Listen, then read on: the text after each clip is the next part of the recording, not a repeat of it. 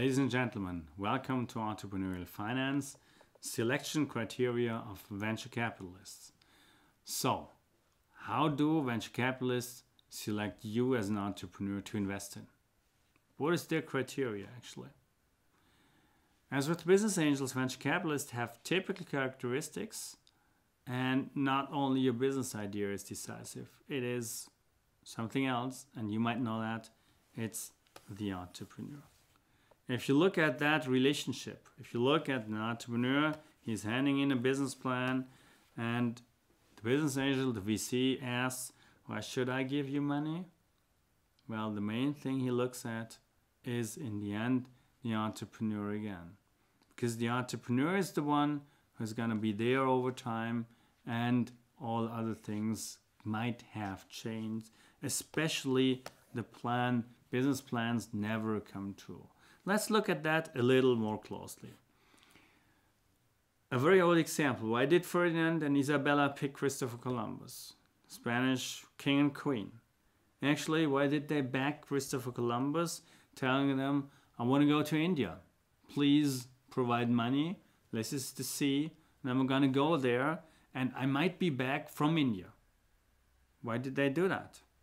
Actually, Christopher Columbus, he had to pitch to them, and he had to tell about his idea, and the only thing they could believe in is that this guy is telling the truth. That this guy is really convinced that he can manage to go to India and be back. So they gave him the money.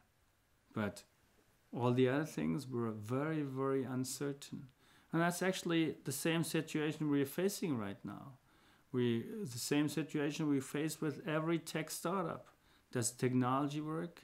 Is the market going to accept the technology? Does the entrepreneur cheat on me? Is he ever trying to give me returns? Is he running his company forever? All sorts of things. So what do venture capitalists look at when they invest?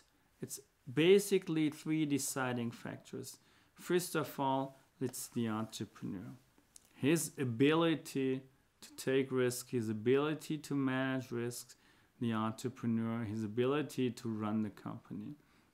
Am I convinced, and that's sometimes, or in many cases, just a guts feeling, that he's the guy I'd like to put my money in? The second thing, interestingly enough, is the market. Because the market is important for a company to develop the company in. Growing markets are easier for startup companies because they can gain market share.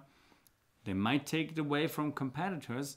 However, competitors still have good news because their sales might rise too, because the whole market is growing. So growth of a market is very important. Markets in general are of importance to invest in. This is why venture capital firms focus on something like clean tech, because they know this industry of changing energies and so on is growing in the future, and it's easier to place companies in there. And the third thing is the risk. The risk associated, but especially, and this is the connection between the entrepreneur and the risk, especially the entrepreneur who is able to manage the risks. This is also why whenever you as the entrepreneur face your venture capitalist the first time, the main thing you have to tell him, the main thing you have to make him believe in is you're able to manage the risks which might come up. And it's not a good idea not to talk about the risks. It's the best idea to talk about the risk associated with your venture, because everybody knows there are risks associated, but everybody wants to get the feeling that you are the one who's able to manage these risks.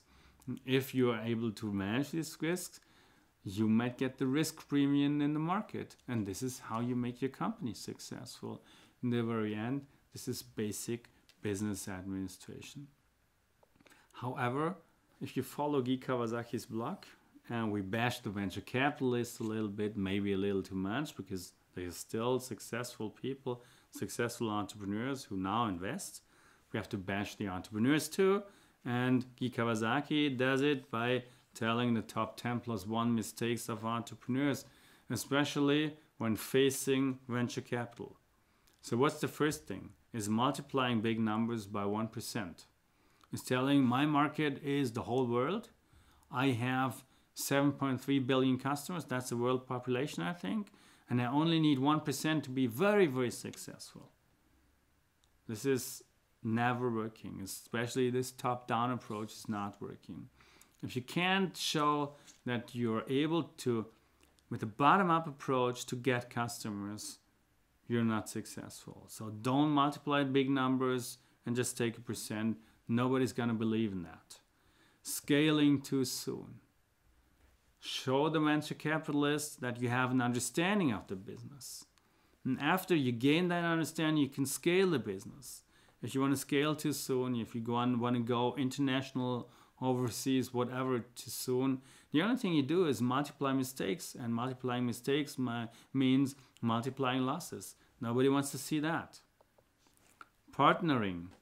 You already have partners who might also want to invest into your business, and you didn't tell the venture capitalists before. You have to be honest in that, especially when dealing with the various venture capitalists. I mean, venture capitalists sometimes want exclusive rights to deal with you. However, if they don't have, they at least want to have some transparency. Pitching instead of prototyping. If you pitch too early and you could have gotten along without money and maybe could have showed some traction, it's always better to do that instead of pitching too early. Nobody loves to see high uncertainty. Sometimes it's inevitable. You have to invest in companies. MedTech, for example, they always need money before they can show some traction. If you want to build an internet site, you can start that. And having gained some traction, then you can go to a venture capitalist and pitch to the venture capitalist. Using too many slides and too small font is just nobody wants to read all this what's written on a slide. They want to get a good understanding probably in the first 30 seconds to 3 minutes. If you're not able to catch the attention of a VC, especially looking at the time constraint of these people, you do make a mistake. Doing things serially. Venture capitalists always want to see you focusing on the business which you are pitching right now. Nothing else. You have to be dedicated 100% to that business. Don't do anything else. Maybe they allow you to have a family, but that's it. So if you say, oh, I have this company and that company, and besides that, I'm still at the university, this is not going to work out. Believing 51% means control. This is a big mistake entrepreneurs make. They can't differentiate ownership and control. It's not about ownership, it's about control. And venture capitalists, even if they have 20%, they then have some control, and it's fair to give them some control because it's their money which is in the business. On the other hand, for you as the entrepreneur, it's not a bad thing if someone else or if your investors have more than 50%. If the pie is bigger then, with 30% of a big pie, it's much better than 100% of a very, very small pie. Believing patent means defensibility. Patents are good. It's good to protect your business. However, when it comes into action, the only thing you have to be is fast. Speed is the differentiating factor, nothing else. If you think patents can protect you over time, just look at the examples of companies that had patents, big competitors didn't care about that, sued them, and the companies had to go bankrupt because they weren't able to afford the lawyers. Hiring in your own image. You have to hire the people you need for your business. And it is not an extension of friendship to have all these people in your business. Hire the people you need, not the people you like. Don't hire your own image. Hire other people who complement your team. And we're coming to the end. One of the last ones, befriending your venture capitalist. You don't need to be friend with your venture capitalist. It is a business relationship. So he's going to put money into your business and you're going to make that business successful. Maybe it's a good relationship. However, you don't need to be friends with them. And the last one, the +1, thinking venture capitalists can add value. Maybe they can add value, maybe they can help you, but there's also a lot of examples where they did not. This is out of the blog of Guy Kawasaki, and as we know, Guy Kawasaki is a very experienced investor, so he has seen many things. It might be true, not be true for everyone, but I think there's some truth in that. Although it does sometimes doesn't sound so nice. And maybe you have to build your crazy quilt before you go to your venture capitalist with the important people that help you developing your business.